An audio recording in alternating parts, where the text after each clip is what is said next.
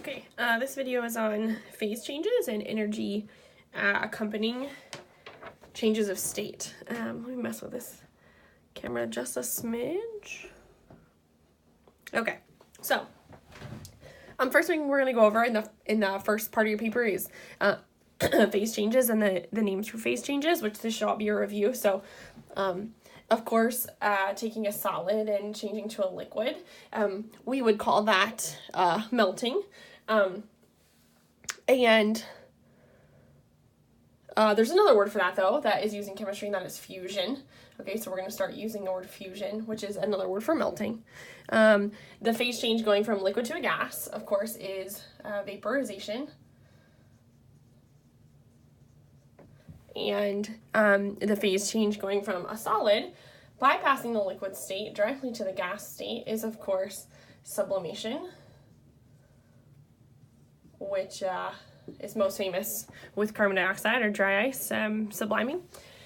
And the other three phase changes, I'm going to change my marker color here, would be gas going to liquid, which of course is condensation. Liquid going to solid, which we would know as freezing, but in chemistry we call that solidification.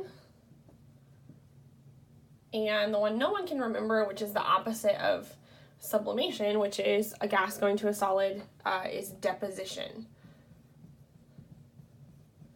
Now I did purple and blue color coding here to represent the energy change or the energy direction. So of course purple in this case is where energy goes in, right? Energy must be put in to melt a solid and to vaporize a liquid. So purple is endo. On my diagram, your color, of course, might be different. And my blue are exothermic phase changes, okay, where energy is being released or coming out. So that should all be a review. Nothing new there. Okay, so. And we just discussed that phase changes are accompanied by a change in energy. So this is your next title that says energy changes accompanying phase changes.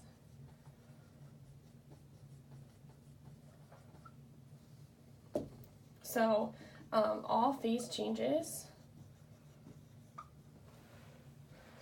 are accompanied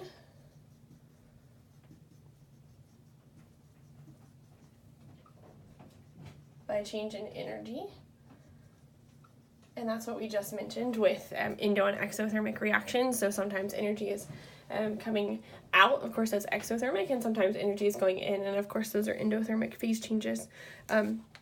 So we have a couple terms that we need to define and make sure that we're familiar with. So the first one is the heat or the enthalpy of fusion. Actually, it's the molar enthalpy of fusion. So let's call it what it is.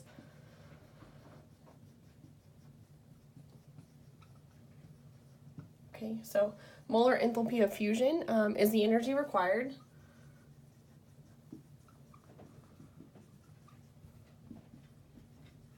to melt 1 mole of a substance.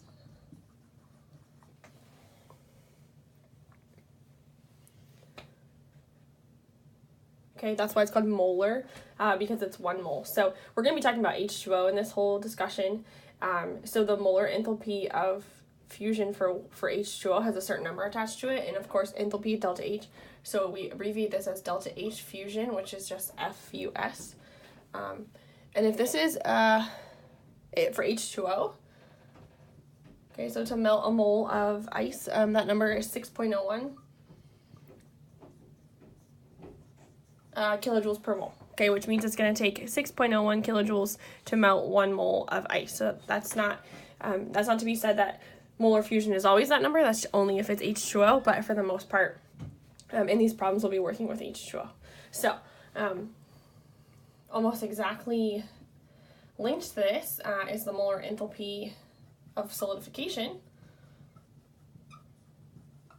Okay, so solidification, of course, is the opposite of fusion. So this definition is pretty much the opposite. It's not the energy required, it's the energy released.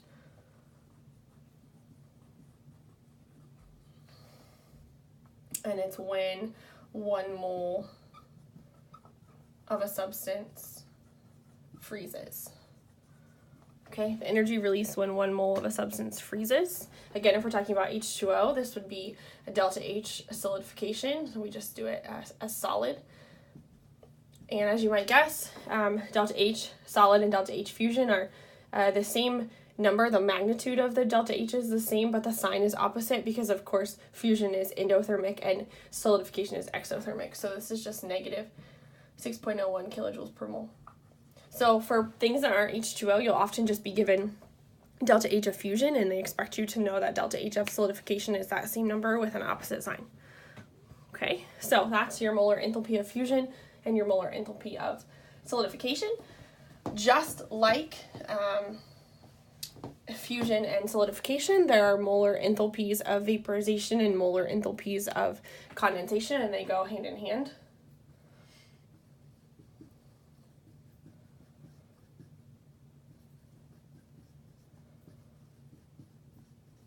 Okay. I don't know that we need to do a definition for this because it's exactly the same. Molar enthalpy of vaporization is the energy needed to vaporize 1 mole of a substance. So in this case, if we're talking about H2O, delta H vaporization, we give it symbol VAP of H2O is 40.7 kilojoules per mole. And then the opposite of molar enthalpy of vaporization is the molar enthalpy of condensation. And it just gets COND, so I'll label it molar enthalpy of condensation. Okay, and as you might guess, it is just the opposite, negative 40.7 kilojoules per mole. Okay, there are also technically molar enthalpies of sublimation and molar enthalpies of deposition. We don't normally talk about them with H2O, though, because at standard pressure conditions, H2O doesn't sublime and doesn't go through the process of deposition, but there are delta H's of both sublimation and deposition for other substances, so that might come up at some point. Okay, so those are all the numbers for water, which is, like I said, what we'll be working with the most. Okay, if you go to the back of your sheet, the back of your sheet is, it says heating curves, which is kind of interesting because these things aren't really curves at all. So we'll get there in a second. Okay, so this is this should be old information, should be a review. But during a phase change, all the energy goes to change the state, not to raise or lower the temperature. Okay, so if you can recall from other chem classes, during a phase change, the temperature stays constant. Okay, so Temp's constant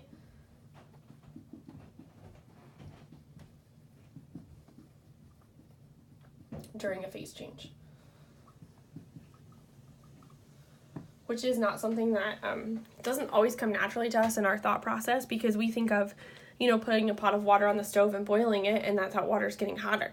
Well, the water is getting hotter up until the boiling point when the energy is being put in to raise the temperature. But once the water begins to boil, all the energy goes in to change the state, to technically break those intermolecular forces, okay, between the H2O liquid particles, and the temperature of the water stays constant. Okay, so it doesn't change. Okay, so let's draw a heating curve, and then we'll talk about it a little bit. And you'll probably remember these. So heating curves look like this. Okay, they are temperature versus heat added graphs. Excuse me. And they all look something like this.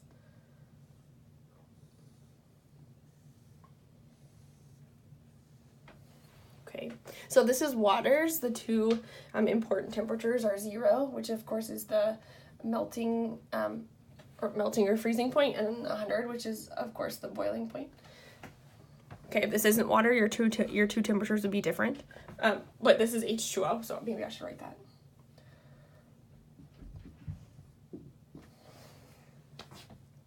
Okay. So what this diagram means is if I have a sample of H2O at something like negative 20 degrees Celsius down here, the more heat I add, the temperature is raised and raised and raised and raised until I get to 0. When at 0, the process of melting occurs. Okay, so this is solid going to liquid. And then once all of that ice has been melted to liquid water, only then can I raise its temperature all the way up to 100. And then, of course, once it gets to 100, then the phase change of evaporation or vaporization occurs. Okay, and only once I take all of the liquid and change it to a gas can I then continue to heat the temperature of the gas. Okay, so, of course, this is your solid state, this is your liquid state, and this is your gas state, and your phase changes are in purple. Okay, so, okay, so most often we get a problem, like you'll see at the bottom of your paper, that says something like, how much energy is required to take H2O at negative 15 and raise its temperature to, 140 degrees Celsius or something like that. And so we have to go through this, we have to move through this graph. So first of all, if we are in, and sometimes I number these sections, like section 1, 2, 3, 4, or 5, to be consistent. But if we're in the phase change sections, which are my purple, we will use our delta H's of solidification, well, in this case fusion, but whatnot. Fusion, solidification, vaporization, condensation, okay, etc., to answer the question of how much energy is involved. Only in those purple sections. But if we're in the other sections, okay, if we're in the pure solid, the pure liquid, or the pure gas phase, we're going to use Q equals MC delta T from thermo.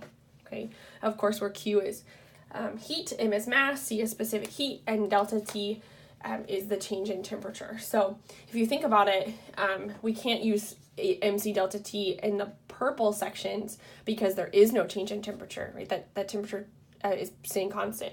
So Q equals MC delta T would not work for us. Okay, so the only thing else I have to say is that if we're going to do this for water, we need to go through water's 3 specific heats, okay, which is C in this case.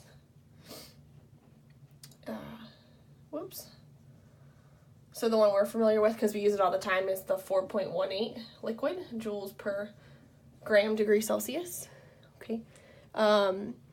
Ice is 2.09 joules per gram degree Celsius, and steam is 1.84 joules per gram degree Celsius. Okay, those would be constants that would be given to you in a problem. Okay. So we're just going to jump in and solve this one practice problem together, and we'll see how it goes. I'm going to leave my heating curve up here, though. Okay, so my problem says, calculate the enthalpy change upon converting 1 mole of ice at negative 25 to water vapor at 125. So if I'm going to use my graph, negative 25 is all the way down here, and I'm going to go to 125, which is all the way up here somewhere. So I have to go through all 5 sections. Okay, I'm going to find 5 separate Q's and then add them together to figure out Q total. Okay, so my first, what I'm going to do first is take my 1 mole of ice at negative, negative 25 to the melting point of 0. So that would be a Q equals MC delta T. So I'm just going to call it Q1 because it's my first section. So MC delta T, remember Q is mass. So I actually wasn't given a mass, I was given moles, which in this case is water. So 1 mole of water would be 18.016 grams, right? Just a quick molar mass conversion in my head. Times C, so be careful because at this point our C is our H2O is ice, so our C is 2.09 joules per gram degree Celsius. And my delta T would be T final, which in this case I'm stopping right here, so T final is 0, minus T initial, which was negative 25 degrees Celsius. So I'm actually adding those two. So if I do this math, I get 941.336 joules. I'm going to go ahead and change it to kilojoules because they're easier to work with. And there's my answer in kilojoules for just this first section of the graph. So right now I'm here, and I have my Q for heating my solid. Okay, my next Q would be the second phase, which would be taking my solid sample of ice, all now at 0 Celsius, and melting it. So it's a phase change, no Q equals MC delta T. We're going to use delta H of fusion, and I have 1 mole. And if I go look up what we just learned a little bit ago, delta H, excuse me, of fusion for water is 6.01 kilojoules, and I conveniently have a mole, so my Q2 here is just 6.01 kilojoules. So I'm going to box my Q so those will make it easier. So I have now done these two sections, okay, and if I stopped right now, this sample would be still at 0 Celsius, right? Check out where I am on my graph. Still at 0 Celsius, but all liquid. Okay, so now I need to take my liquid and raise its temperature, so Q3, MC delta T, so 1 mole, 18.016 grams, times C, this time I'm in a liquid, so 4.18, and I'm going all the way to the top. So T final, 100, minus T initial, 0, right? T initial right here. Which is going to give me, notice my grams cancel, my Celsius cancels. It gives me 7,530 joules, which I'm going to go ahead and change to kilojoules. So there's my third Q. Okay, so now I'm here. I have a sample of still liquid water, all at 100 degrees Celsius. It hasn't boiled yet. And so now I need to do Q4. 1 mole. The energy to vaporize 1 mole, which would be delta H of vaporization for H2O, is 40.7, which means this fourth energy component costs me 40.7 kilojoules. And then my fifth Q is going to be, oh, so now I'm here. Okay, my fifth Q is going to be to take my gas that's at 100 and raise it to 125. So MC delta T, again raising my temperature, 1 mole or 18.016 grams, times steam, your C value changes, 1.84. And this time your delta T is T final, 125, minus T initial, 100. So delta T is 25. I get an answer of, let's see, 828 joules. I'm going to change it. Becomes 0.828 kilojoules. Okay, and so this question asked me total, how much energy does this cost? So I need to take all 5 of those Q's and add them together, and my number was 56.